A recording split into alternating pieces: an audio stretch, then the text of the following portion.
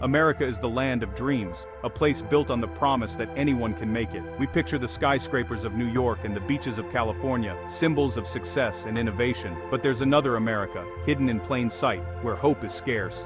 In the shadows of wealth, hundreds of thousands struggle with homelessness and the deadly grip of fentanyl. This crisis challenges our image as a beacon of prosperity.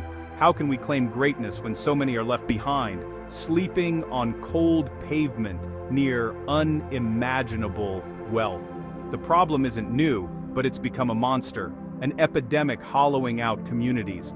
Fentanyl, a drug so powerful it can steal a life in seconds, makes daily survival even harder. We often look away, finding it easier to pretend this isn't our problem. But these are our neighbors, veterans, and family members, people with stories and dreams.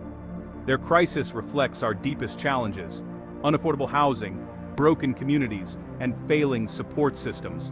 What does greatness really mean? Is it just economic power, or is it how we treat our most vulnerable? This is a reality check, a journey into a crisis defining a generation.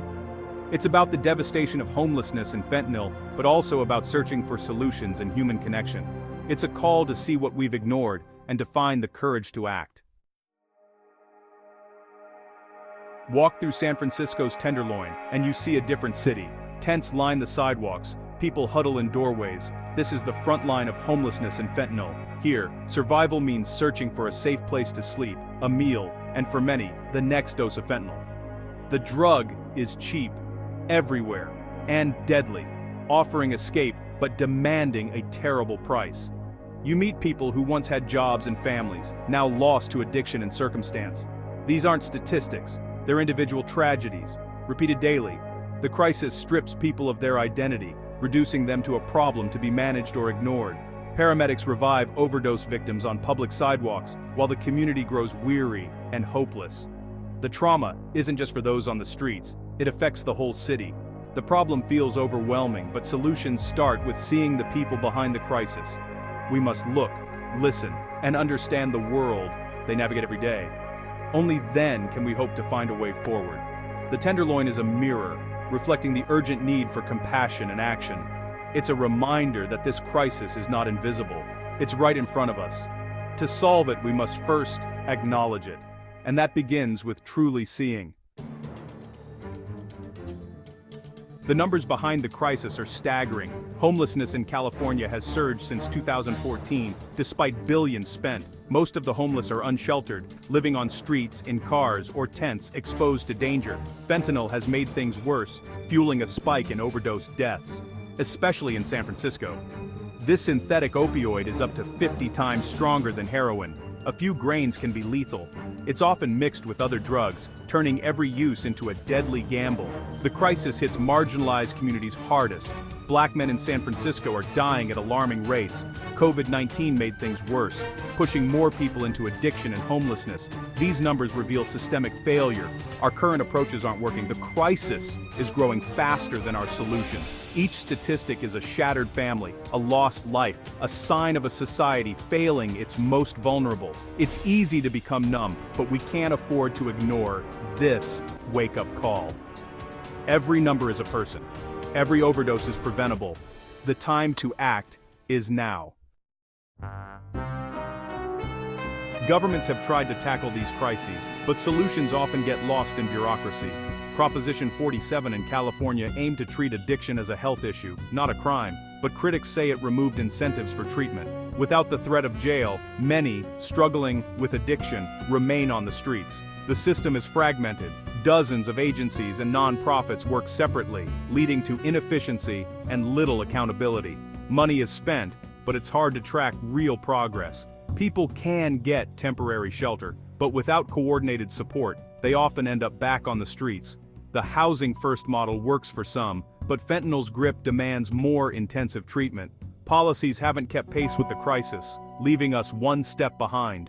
We need coordination, accountability, and solutions that address both housing and addiction. The maze must be untangled if we want real change. Utah, once a pass-through state for drugs, is now a frontline in the fentanyl crisis. Overdose is the leading cause of death among the homeless, challenging the state's housing-first approach. Fentanyl's power requires immediate, intensive intervention. shelter alone isn't enough. Utah is fighting back with tougher laws against traffickers and a focus on connecting overdose survivors to treatment right away. A new task force aims to cut overdose deaths by 25% by 2029. Leaders know enforcement isn't enough. They're rebuilding community and family connections. Utah's battle shows every state is vulnerable. Winning requires toughness, compassion, and adaptability. The old playbook is gone. A new approach is essential.